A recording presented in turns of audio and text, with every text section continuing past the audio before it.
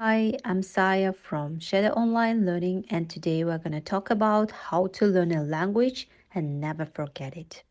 What was the word? I swear it's on the top of my tongue. I studied this language for so long, for years, yet I can't remember this word. If learning languages is a part of your life, I'm pretty sure that forgetting that language after a certain amount of time happened to you. Before, it's actually funny how long it takes for us to learn languages, yet we can forget it so quickly. That's probably one of the most annoying things about learning languages.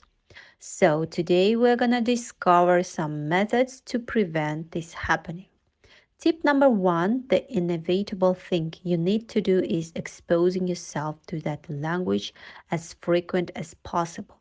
Probably more frequent than you might even think. Our mind is exceptionally good at forgetting things to prevent our brain remembering irrelevant information.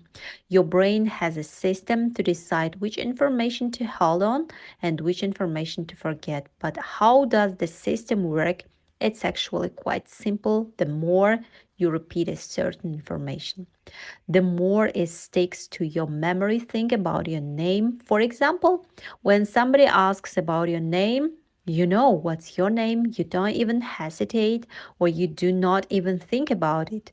It's because this piece of information, so your name, is repeated throughout your life so many times that your brain recognized, or maybe I should remember this information. So now let's move to the long term memory. And that's what we want to do with our foreign language, right? But the problem when it comes to the exposure to the foreign language is that it doesn't really happen naturally. If you don't live in the country, for example, you live in the USA and you want to learn French, how often do you think that you need to have a French knowledge in the US?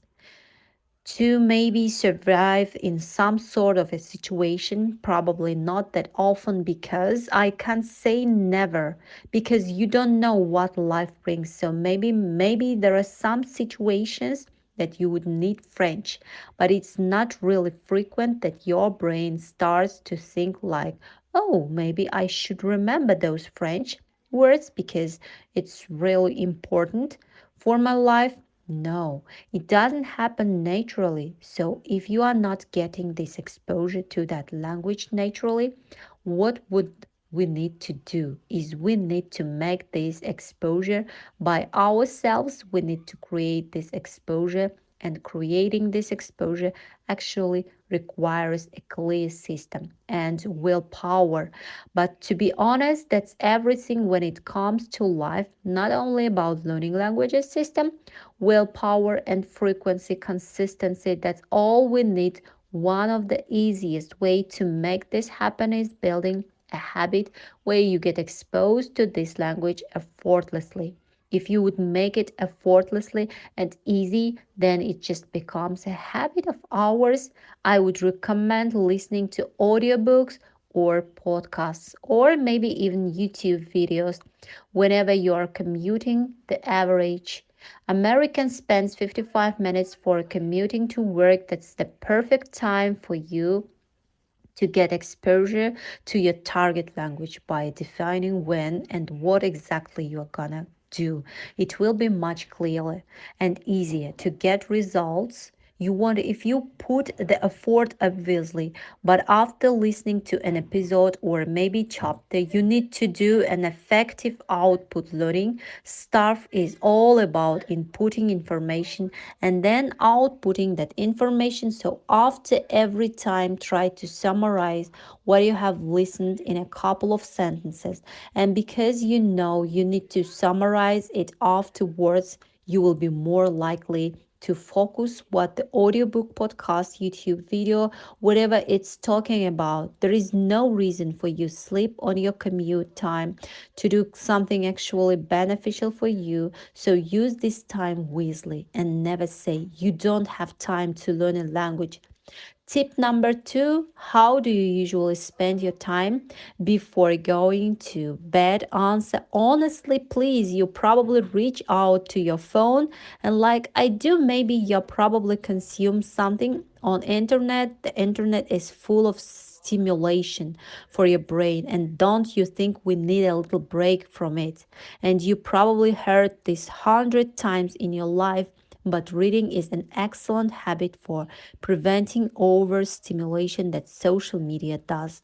Because when you compare the amount of information we get exposed per second, the difference is insane. Everything on your screen screams to get your attention. So why not to give your brain a little break, a little rest when you unwind for a good night's rest to stay up to date on the latest book in your target language. You might try persuading Goodreads list to see what other readers are enjoying. For instance, there are plenty of lists of Spanish language books, German language books, French language books, and even English language books.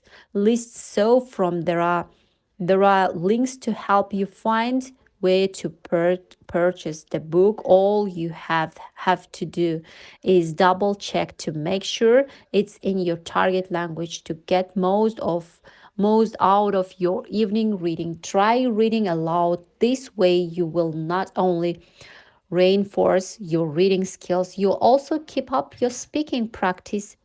Tip number three, if you want to do something more comprehensive, to do some reminding touch ups in every area of language, such as vocabulary, grammar, listening, and speaking, you definitely need to try out Busu.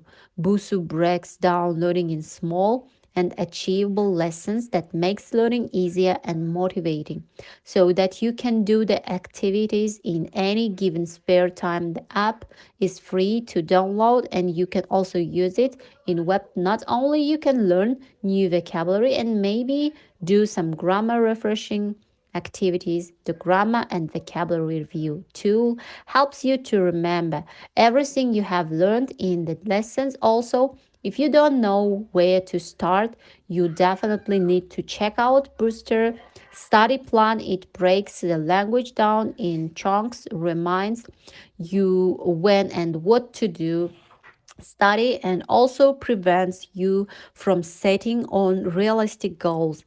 I'll have a link in the description below in the comment section also so that you can try Busu for free. Tip number four, starting a new hobby. Using that language will not only be fun, but it will much easier for you to actually put the work in. I don't know about you, but I am a serious procrastinator.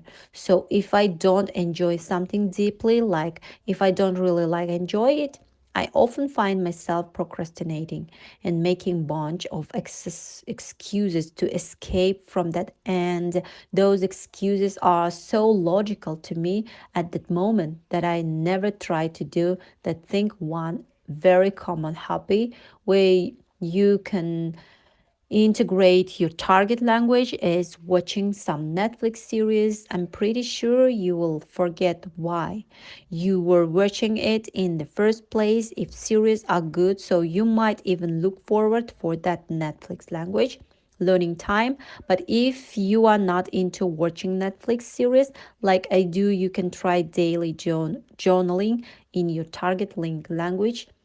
You can use apps, your iPod, or maybe Notion or a classical pen and paper to write down your thoughts. Journaling has many benefits. And when you start experience the mental clarity it gives, I'm pretty sure that you will start to enjoy it. The great thing about journaling in a foreign language is that since you are writing your thoughts, you will get better at expressing your emotions and your thoughts in your target language. Language is a communication tool and it connects people, right?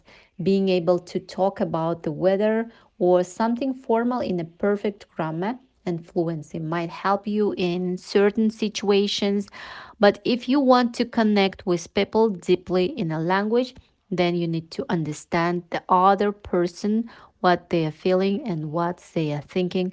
But understanding is not enough. You also need to express yourself, and journaling is the perfect way to practice that. We all know that taking one-on-one lessons with native speakers once a week might be the best thing. But sometimes maybe it's not really accessible for you, or maybe you are really shy.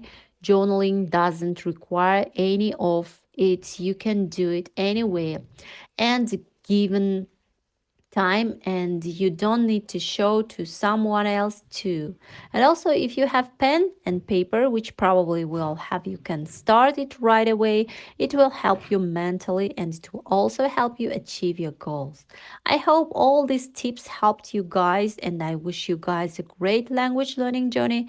I guess see you in my next podcast.